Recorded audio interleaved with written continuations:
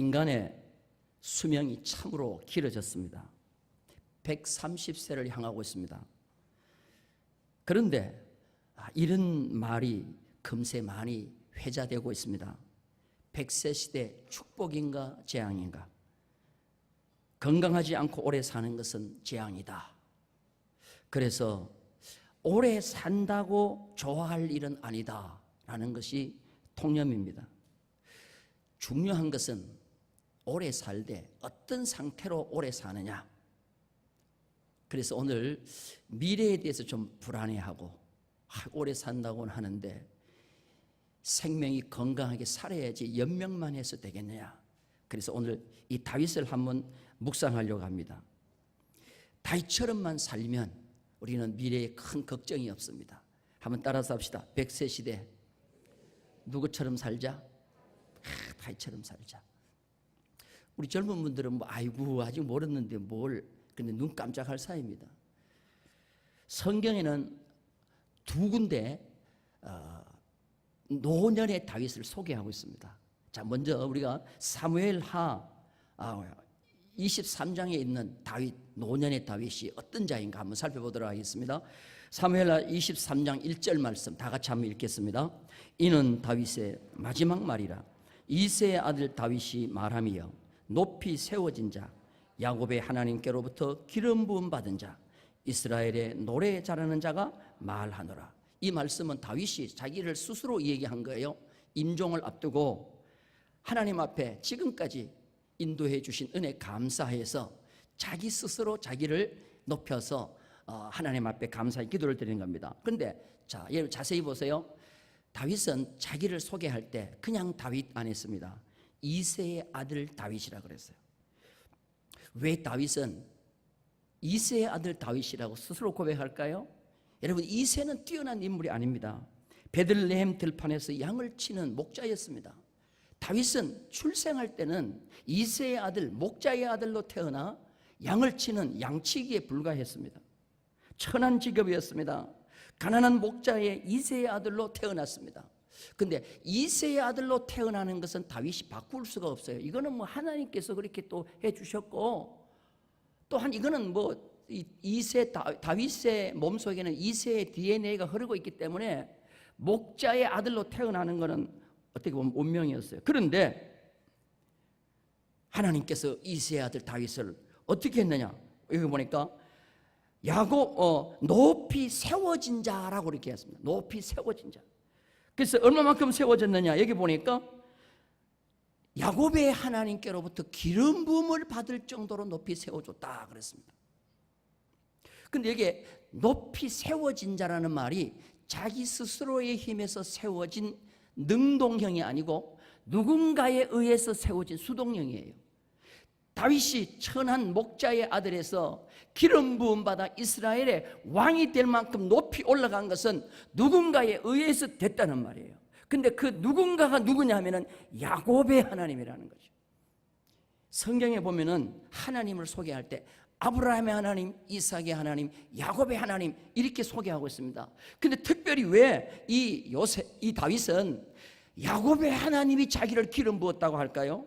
성경에 보면은 가장 큰 변화를 주도하는 전능하신 하나님이 야곱의 하나님인 것입니다. 여러분, 야곱이 이름이 무슨 뜻입니까? 속이는 자, 간사한 자 아닙니까? 그런데 약복강변에서 그 간사한 자 야곱을 하나님께서 무엇으로 바꿔줍니까? 하나님과 겨루어 이겼다고 하는 이스라엘이라는 이스라엘의 최고의 이름을 주는 거예요. 국가 이름이 되고 민족 이름이 될 이름을 먼저 이 야곱에게 주신 거예요. 다시 말해서 야곱의 하나님은 놀라운 변화의 하나님, 높이 올려주신 하나님이, 그 하나님이 이 다윗에게 기름 부어 주셔서 높이 올려진 자라는 것입니다. 오늘 저희는 야곱의 하나님이 다윗을 높여주신 것처럼 오늘 이 말씀을 듣는 우리 충무교회 모든 성도들, 이 자리에 함께 하신 모든 성도님들을 하나님이 높여 올려주시는 그런 은혜의 역사가 있기를 주님의 이름으로 축원합니다. 연세가 드시면 드실수록 올라갈수록 자꾸만 내려가는 인생이 있어요. 내리막길을 자꾸 내려가는 인생이 있어요. 그런데 올라가면 올라갈수록 하나님이 자꾸 올려주시는 자가 있어요. 우리는 모두 다 올라가는 자가 되기를 주님의 이름으로 축원합니다. 야곱의 하나님으로부터 높이 올리움 받는 그런 자가 될 때 100세, 130세가 되더라도 그는 귀하게 여김을 받을 줄로 믿습니다. 이런 다윗이 죽을 때 역대상 29장에서는 다윗을 뭐라고 소개하고 있느냐? 자, 우리 성경 한번 봅니다. 역대상 29장 28절입니다. 다 같이 읽겠습니다. 그가 나이 많아 늙도록 부하고 종기를 누리다가 죽음에 그의 아들 솔로몬이 대신하여 왕이 되니라. 할렐루야. 자, 오늘 이 말 성경 한번 다시 한번 띄워주실래요? 여기 보니까 그가 그렇습니다. 그가 성경 말씀 다시 한번 띄워주세요. 그가 나이 많아 늙도록 부하고 종기하다가 종기를 누리다가 죽음에, 여기 그가 앞으로 여러분들의 이름이 들어가기를 주님의 이름으로 축원합니다. 우리 그렇게 될 줄로 믿고 한번 자기 이름을 넣어가지고 한번 성경을 한번 읽도록 하겠습니다. 우리 다 같이 자기 이름을 넣습니다. 그가가 뭐 제가 같으면 준환이가로 넣는 거예요. 뭐 인숙이가 뭐 이렇게 넣으면 되겠어요. 다 같이 읽겠습니다. 시작. 준환이가 나이 많아 늙도록 부하고 종기를 누리다가 죽음에. 여러분 이렇게 읽으신 분들은 꼭 그대로 될 줄로 믿습니다. 뭐 안 따라 하신 분들은 모르겠어요. 어떻게 될지. 한 번 더 할까요? 기회는 한 번밖에 없습니다. 정말 읽으신 분은 꼭 그대로 되기를 주님의 이름으로 축원합니다. 그런데 다윗은 석양이 아름다운 것처럼 늙도록 부하고 종기를 누렸다 그렇습니다. 왜 다윗이 하나님이 이렇게 만들어 주셨을까요? 야곱의 하나님이 왜 다윗을 늙도록 부하고 종기를 누리다가 이렇게 죽었을까요? 그 얘기는 세 가지가 분명했습니다. 오늘 이 세 가지가 분명하기를 주님의 이름으로 축원합니다. 그러면 여러분들을 하나님께서 다윗처럼 인도해 주실 줄로 믿습니다. 첫째는 하나님에 대해서 바른 신관을 가지고 있었어요. 따라서 합시다. 바른 신관. 따라서 합시다. 하나님의 절대 주권을 인정하는 바른 신관을 가지자. 세상에 우연은 하나도 없습니다. 저절로 되는 것은 하나도 없습니다. 모두가 다 하나님의 다스림 속에 되어지는 줄로 믿습니다. 그래서 모든 영광은 누구한테 돌려야 되느냐 하면 하나님께 돌려야 될 줄로 믿습니다. 그래서 주기도문에 보면은 나라와 권세와 영광이 아버지께 영원히 있사오니. 할렐루야. 나라와 권세와 영광이 누구한테요? 하나님 아버지께 영원히 있사옵나이다. 그 얘기 있다는 거예요. 그런데 이 주기도문을 구약에 그대로 외친 자가 있습니다. 그가 누구냐? 다윗이라는 거예요. 다윗은 구약의 주기도문을 외쳤어요. 자, 우리 성경 한번 보겠습니다. 29장 11절 12절을 다 같이 한번 읽겠습니다. 여호와여, 위대하심과 권능과 영광과 승리와 위엄이 다 주께 속하였사오니 천지에 있는 것이 다 주의 것이로소이다. 여호와여, 주권도 주께 속하였사오니 주는 높으사 만물의 머리심이니이다. 부와 귀가 주께로 말미암고 또 주는 만물의 주제가 되사 손에 권세와 능력이 있사오니 모든 사람을 크게 하심과 강하게 하심이 내게 달려있는 것이 아니라 누구한테 있어요? 주의 손에 달려있나이다. 할렐루야. 모든 영광을 다윗은 누구한테 돌리느냐? 주님이 가르쳐주신 주기도문처럼 하나님께 돌리는 거예요. 하나님이 하시고자 하면은 못할 일이 없는 줄로 믿습니다. 하나님이 막으시는 일을 사람이 할 수 없는 줄로 믿습니다. 쓰나미가 밀려올 때 사람의 힘으로는 쓰나미를 막을 수가 없어요. 하나님이 하시는 일을 사람의 손으로는 절대 막을 수가 없습니다. 다윗은 왕으로 통치하는 동안에 사람의 힘으로 되지 않는 것이 얼마나 많이 있다는 것을 체험을 했습니다. 전쟁을 할 때나 국사를 이끌어갈 때마다 매번 느끼는 것이 하나님의 도우심이 필요하다. 하나님의 도우심이 모든 일에 있어야만이 모든 결과가 좋게 진행된다는 것을 뼈저리게 체험했습니다. 그래서 그가 고백하는 말 가운데 부와 귀가 하나님에게 있다는 거예요. 따라서 합시다. 부와 귀가 누구한테 있다고요? 부모에게 달려있는 것이 아니라 하나님에게 달려있다는 거예요. 세상 사람이 가장 부러워하는 것이 뭡니까? 부하게 되는 것이고 귀하게 되는 것입니다. 세상 사람은 이것을 힘이라고 생각합니다. 그래서 이걸 가져야 한다고 생각합니다. 그런데 이러한 힘의 근원이 누구한테 있느냐? 하나님에게 있다는 거예요. 부와 귀가 하나님께 있다는 거예요. 다윗은 말년에 물질의 복을 많이 받았습니다. 다윗은 귀하게 여김받는 그런 명예의 복도 많았습니다. 이스라엘 역사 가운데 가장 존경받고 선망의 대상이 되는 인물이 바로 다윗입니다. 신구약 성경에 이름이 가장 많이 나오는 분이 예수님이고, 예수님 다음에 가장 많이 나오는 이름이 다윗인데 903번 나와요, 신구약 성경에. 지금도 이스라엘의 국기에 보면 다윗의 별이 있습니다. 지금도 이스라엘은 다윗의 왕국을 회복하기를 원하고 있습니다. 다윗의 전성시대로 돌아가기를 간절히 소원하고 있습니다. 그래서 다윗 같은 통치자가 나타나 이스라엘을 다스리기를 원하고 있습니다. 왜 이렇게 됐느냐? 저 들판에 초라한 목자의 아들 양치기로 태어나 왜 그런 이스라엘의 기름 부은 자가 되고 높이 올려서 부와 귀가 다윗에게 있느냐? 이거는 하나님이 그렇게 만들어 주셨다는 겁니다. 부와 귀가, 인생이 부하게 되고 귀하게 되는 것, 내게 달려있는 것이 아니라 하나님의 손에 달려있음을 고백하는 성도가 되기를 주님의 이름으로 축원합니다. 인생의 흥망성쇠는 사람의 손에 달려있는 것이 아닙니다. 하나님의 손에 달려있고 주의 손에 달려있는 줄로 믿습니다. 하나님이 높이는 사람을 사람이 내릴 수가 없고, 하나님이 내리는 사람을 사람이 올릴 수가 없습니다. 그런데 언제든지 다윗은 하나님이 다윗의 편에 되어주셨습니다. 왜냐하면 다윗은 부와 귀가 하나님의 손에 달려있음을 믿고 하나님을 절대적으로 의지했습니다. 하나님 절대 주권 사상을 인정했습니다. 여러분들, 하나님을 다윗처럼 의지하는 자가 되기를 주님의 이름으로 축원합니다. 다윗이 솔직히 말해서 인기를 얻으려고 해서 얻어졌습니까? 아닙니다.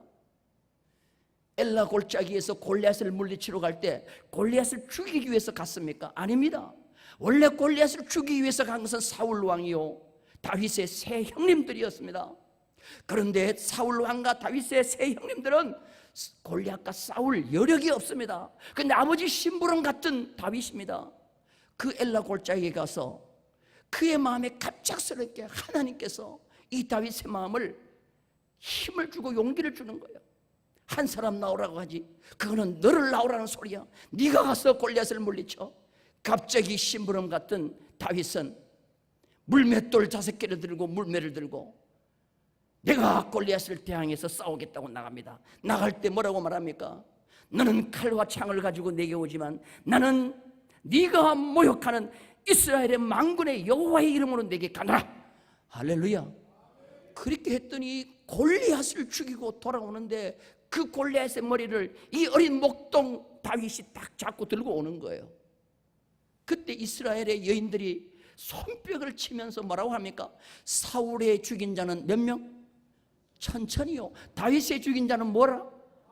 아니, 이 인기 얻으려고 엘라 골짜기에 갔습니까? 아닙니다. 그냥 아버지 심부름 간 거예요. 그런데 그 길이 이스라엘에서 최고의 영광을 누리는 귀하게 되는 존재가 된 줄로 믿습니다.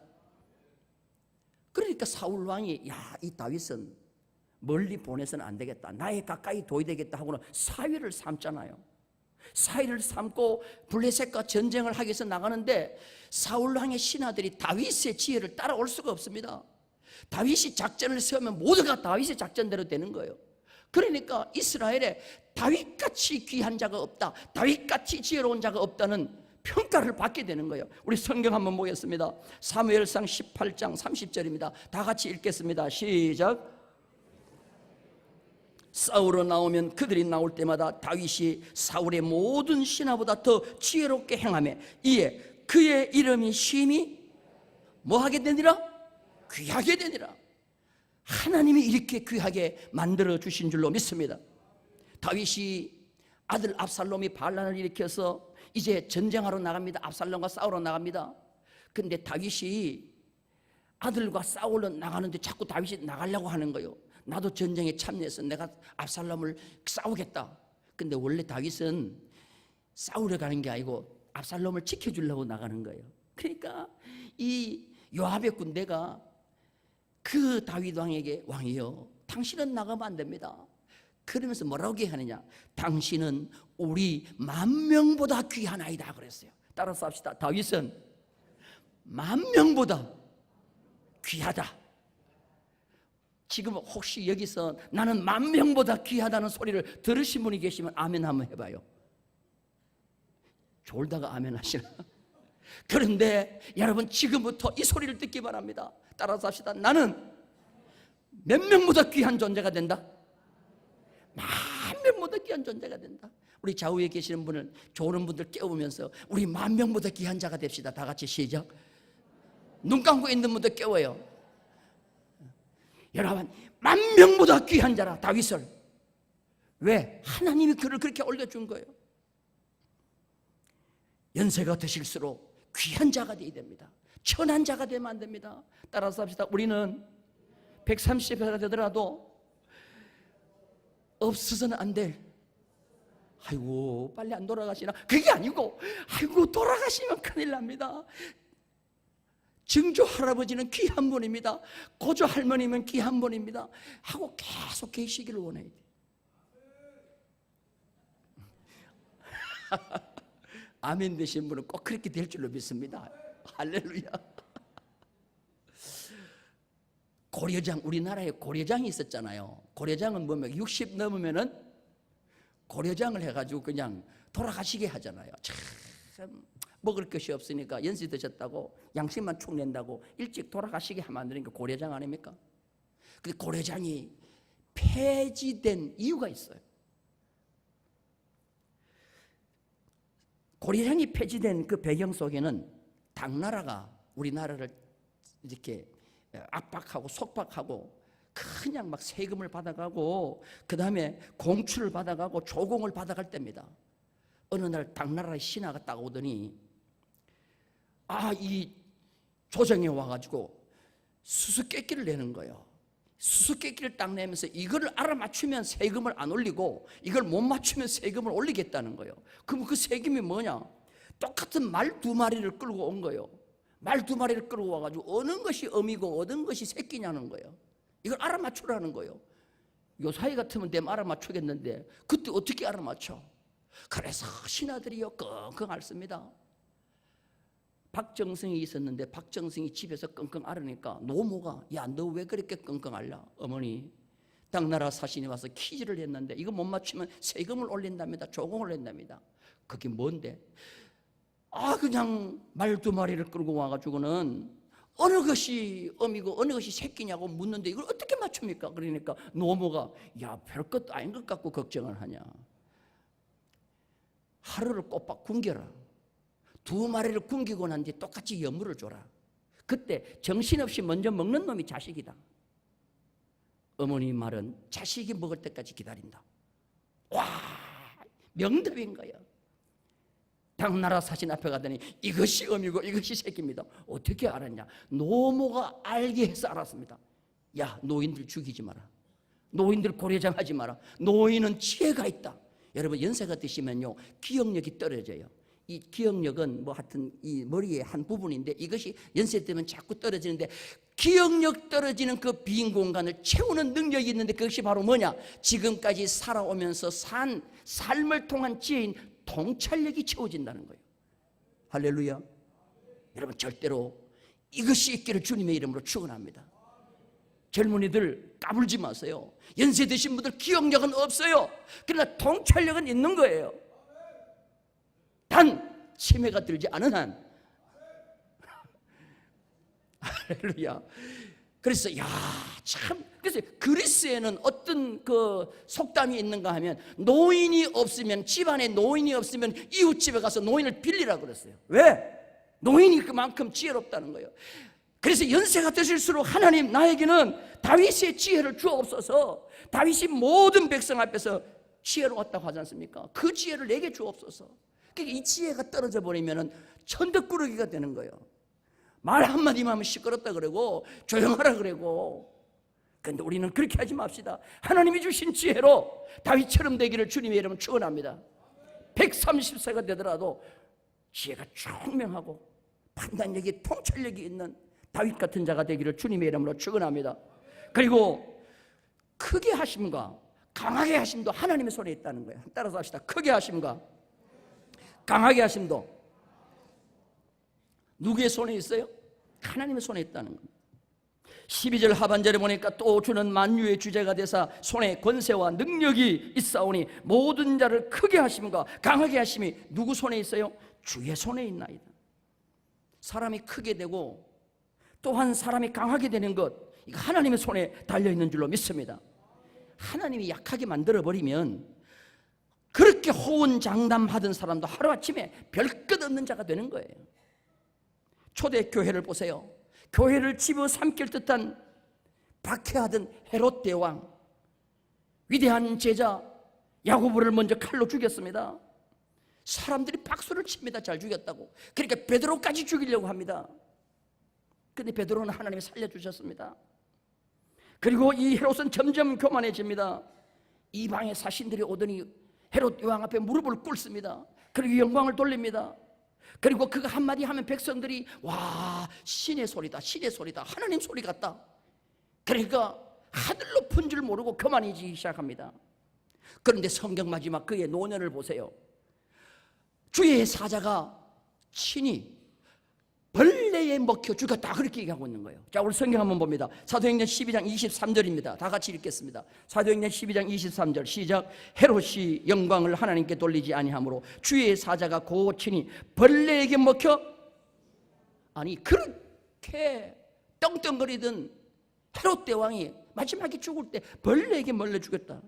내가 원문을 찾아봤어요. 벌레가 뭐냐? 스콜레 컵로토스. 아, 이거 해도 잘 안 돌아가네요. 스콜레 컵로토스. 이게 뭐냐면 지렁이라는 거야. 구더기라는 거야. 영어는 worms. 구더기, 지렁이, 바퀴벌레, 이런 벌레에게 물려 죽었다는 거예요. 얼마나 약하게 죽습니까? 자신이 아무리 자기를 높이고 강하게 해도 소용이 없습니다. 하나님이 높여주셔야 됩니다. 이스라엘 백성들이 출애굽을 해서 광야 40년을 통과합니다. 모압이라는 나라가 보니까 저 이스라엘 나라가 잘 되면 안 되겠어요. 모압을 공격할 것 같아요. 그래서 모압 왕 발렉이 돈을 주고 발람이라는 거짓 선지자를 사가지고 이스라엘 백성을 저주하도록 했어요.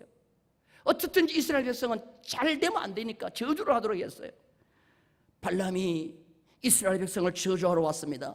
그런데 하나님이 함께하는 이스라엘 백성은 저주가 들어가지 않는 거예요. 아무리 내리려고 해도 내릴 수가 없는 거예요.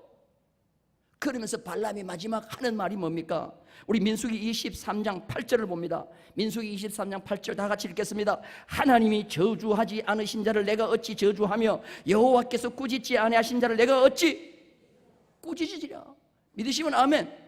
자, 23장 23절도 보겠습니다. 다 같이 읽겠습니다. 야곱을 해할 점술이 없고 이스라엘을 해할 복술이 없도다. 이때에 야곱과 이스라엘에 대하여 논할진대 하나님께서 행하신 일이 어찌 그리 크냐 하리로다. 여러분들, 하나님이 저주하지 않는 자를 내가 어찌 저주하냐는 거예요. 남들이 아무리 나를 저주하고 하더라도 내가 하나님 앞에 붙들림 당하고 내가 하나님 앞에 강한 존재로 붙들림 당하면 세상에 그 누가 나를 어떻게 해도 될 수 없어요. 하나님이 인도하시는 될 줄로 믿습니다. 그래서 뭐 이상한 소리, 기분 나쁜 소리 들었다 해서 속상할 필요도 없고 하나님 앞에 인정받기를 원하는 다윗 같은 자가 되기를 주님의 이름으로 축원합니다. 다윗은 또한 물질관도 하나님에게 달려있다고 생각했어요. 모든 물질도 하나님이 주셔야 된다. 물질관도 하나님에게 있어요. 자, 29장 14절, 역대상 29장 14절입니다. 다 같이 읽겠습니다. 나와 내 백성이 무엇이기에 이처럼 즐거운 마음으로 들을 힘이 있었나이까? 모든 것이 주께로 말미암아 싸우니 우리가 주의 손에서 받은 것으로 주께 드렸을 뿐이다. 물질이 모든 것이 누구에게로부터 왔다고 그랬어요? 주께로부터 왔다. 하나님께로부터 왔다. 이 세상의 모든 물질을 주신 이가 하나님이신 줄로 믿습니다. 그래서 내가 나의 모든 것을 다 드려 하나님께 드려도 내 것을 드린 것이 아니고 주의 것을 주에게 되돌렸다는 이 믿음을 가지기를 주님의 이름으로 축원합니다. 이렇게 하면 그때부터는 어떤 마음이 생기느냐 하면 즐거움이 생겨요. 즐거움이. 따라서 합시다. 드리면서 즐겁고, 크게 하세요. 드리면서 즐겁고, 사기당하면서 즐겁고, 손해보면서도 즐겁고. 여러분, 헌금하면서 즐거워 보셨어요? 심지어 보험을 깨면서 헌금하면서도 즐거워 보셨어요? 통장을 다 털어가지고 헌금하면서 즐거워 보셨어요? 이게 다윗의 즐거움이에요. 이게 다윗의 즐거움이에요. 여러분들, 우리가 일상생활 속에서 하면서 즐거운 경우가 여러 군데 있어요. 여러 군데 있어요. 여러분들 추석이 되니까 객지에 나갔던 자녀들이 오지요. 손주들이 오지요. 귀여워요, 안 귀여워요? 오면 어때요? 가면 어때요? 근데 보고 싶어요, 안 보고 싶어요? 또 보고 싶어. 그런데 요사이 며느리들이 영악해. 내가 가만 보니까 영악해. 이 며느리가 손주를 데리고 오잖아요. 그러면은 어머니, 우리 아기가요 치즈를 너무 좋아해요. 너무 잘 먹어요. 자꾸 이 얘기해. 물어보지도 않는데 어머니, 우리 아기가 자꾸 치즈를 좋아해요. 너무 잘 먹어요. 이것만 막 계속 먹어요. 이 소리는 어머니에게 뭐 하라는 소리요? 아이고, 눈치가 빠삭하네. 그 지혜를 계속 있기를 바라겠어. 어머니, 이 옷이 얘한테 너무 맞아요. 그건 뭔 소리요? 아이고, 어머니, 얘가 이걸 먹으면 얘가 참 건강할 것 같아요. 사달라는 소리요. 그러면 사줘요, 안 사줘요? 그게 이제 며느리한테 사기를 당하는 거야. 사기를 당하면서도 즐거워요, 안 즐거워요? 아이고, 그게 바로 쏘으면서 사는 인생이요. 그게 하는데도 사주면서도 얼마나 즐거운지 몰라. 할렐루야. 하나님이요, 하나님이 그럴 거야. 하나님이 조금 줬더니 아이고, 하나님 이렇게 주셔서 감사해요. 하나님 또 가지세요. 그러니까 하나님이 아이고야, 이놈이 더 달라는 소리다. 할렐루야. 또 더 주는 거요. 하나님 또 돌려. 아이고, 이게 지혜롭다. 더 달라는 소리다. 더 주는 거예요. 이렇게 줬더니 지 혼자 꼴깍 해버려. 그리고 하나님 앞에서 일 싹 닦아버려. 주는가 봐라. 다윗은 이걸 경험한 거예요. 이것을 경험한 거예요. 그래서 즐겁게 되었습니다. 여러분, 이 세상에 가지고 있는 모든 물질 다 하나님께로 온 줄로 믿습니다. 그리고 다윗은 세 번째, 인생관을 가지고 있었어요. 나그네와 같은 인생관을 가지고 있었어요. 자, 29장 15절을 볼까요? 다 같이 봅니다. 29장 15절 시작. 우리는 우리 조상들과 같이 주님 앞에서 이방 나그네와 거류민들이라 세상에 있는 날이 그림자 같아서 뭐요? 희망이 없나이다. 여기서 거류민이라는 말이 뭐냐면 히브리 원문에 보면요, 말뚝을 뽑는다는 말이에요. 여러분들, 이 목자 생활을 하는 사람들은 이제 여러분 베두인족 알죠? 몽고 같은 사람들은 보면은 집이 없잖아요. 텐트를 치고 말뚝을 딱 박아놔요. 그런데 항상 말뚝을 뽑을 준비를 하고 있는 거류민이요, 정처 없이 다니는 거예요. 물을 따라 풀을 따라 다니는 것이 인생이라는 거예요. 우리는 거류민이다, 나그네다는 거예요. 이 세상에는 희망이 없다. 이 말이 뭐냐? 옛날 성경에는 머무름이 없다는 거예요. 주님 오라 하면 우리의 최종 목적지인 천국을 향해서 가는 거예요. 이 땅은 잠시 있는 뭐예요? 나그네와 거류민이라는 거예요. 믿으시면 아멘. 천년 만년 이 세상에 있는 것이 아니라는 겁니다. 서울대 법학과를 나와가지고 모든 걸 다 일하고 가수가 된 금년 8월 달에 돌아가신 가수 있죠? 서울법대 출신 누구죠? 최희준 씨. 인생은 나그네 길. 나 이 노래 이걸 준비했는데 오늘 아침에 그 만납교회 그 설교를 드리니까 그 목사님도 또 인생은 나그네 길을 하면서 인생은 나그네. 나보다 못하더라고 보니까 노래를. 야, 이거는요 중학생들도 불러요. 네가 있든 뭔지 아나 그러니까 안다고 그래. 아, 인생은 태어날 때부터 나그네다. 하숙생이다. 2절에 보니까 인생은 벌거숭이 빈손으로 왔다가 빈손으로 가는 거. 강물이 흘러가듯 여울져 가는 길에 신나게 노래는 부르지만 우리가 언젠가는 그렇게 된다는 거예요. 자, 바울은 로마서를 쓰면서 마지막에 뭐라고 얘기하는지 한번 보십시다. 로마서 11장 36절입니다. 다 같이 읽겠습니다. 시작. 이는 만물이 주에게서 나오고 주로 말미암고 주에게로 돌아갑니다. 그에게 영광이 할렐루야. 여러분 꼭 이 믿음 가지기를 주님의 이름으로 축원합니다. 저는 이 말씀을 준비하면서 야, 그래 맞다. 인생은 벌거숭이다. 빈몸으로 왔다가 언젠가 하나님 오라고 하면 가야 되는데 이 과정 속에서 얼마나 치사하게 사는지 몰라요. 주님 앞에 서는 것을 최종 목적 삼고 가는 자가 되기를 주님의 이름으로 축원합니다. 지금까지 인류 역사 가운데 제일 화롭게 산 사람이 누구냐 하면 프랑스의 루이 14세입니다. 루이 14세. 루이 14세는 5살에 왕이 됩니다. 그리고 72년 동안 프랑스를 다스렸는데요, 그가 한 말 가운데 아주 교만한 말이 있죠. 짐은 국가다. 이 루이 14세가 한 말이에요. 자기가 국가라는 거예요.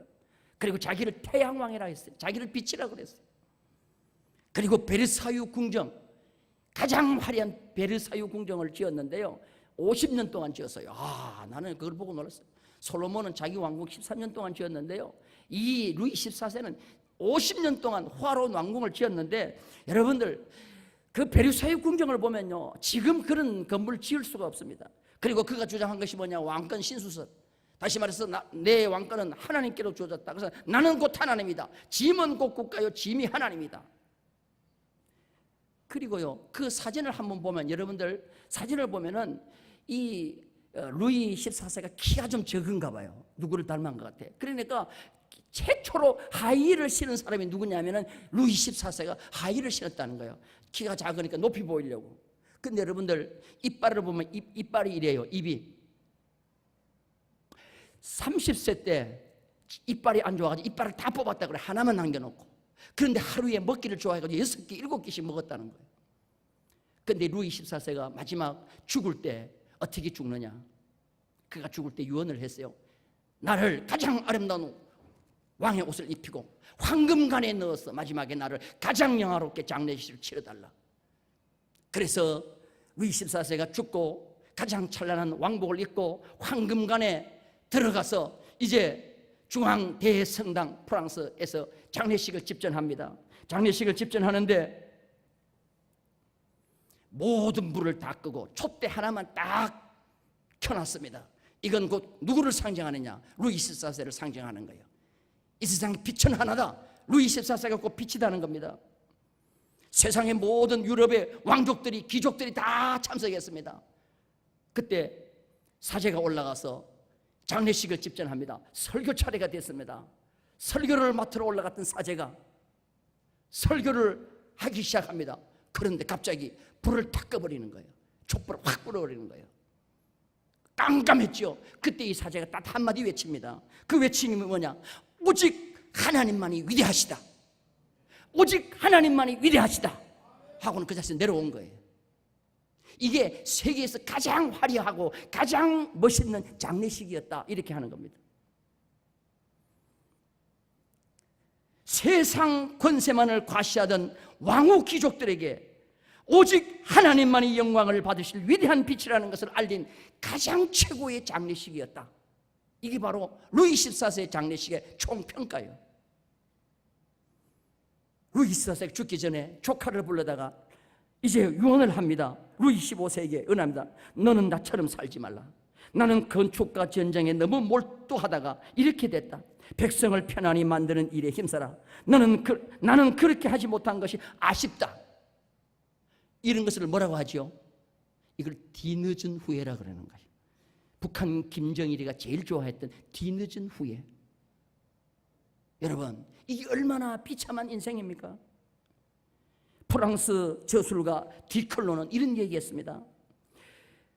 그가 죽고 영구차가 가는데, 영구행렬이 가는데 많은 사람이 루이 14세의 영구행렬이 지나갈 때 달려가서 욕을 퍼부을 가치도 느끼지 못했다. 달려가서 욕을 퍼부을 가치도 느끼지 못했다. 자기는 최고로 영화롭게 산다고 했지만 가장 버림받은 황제예요. 그러나 정반대로 산 사람이 다윗이요. 다윗은 늙도록 부하고 총기했어요. 오늘 이런 성도가 다 되기를 주님의 이름으로 축원합니다. 할렐루야. 이런 성도가 되기를 주님의 이름으로 축원합니다.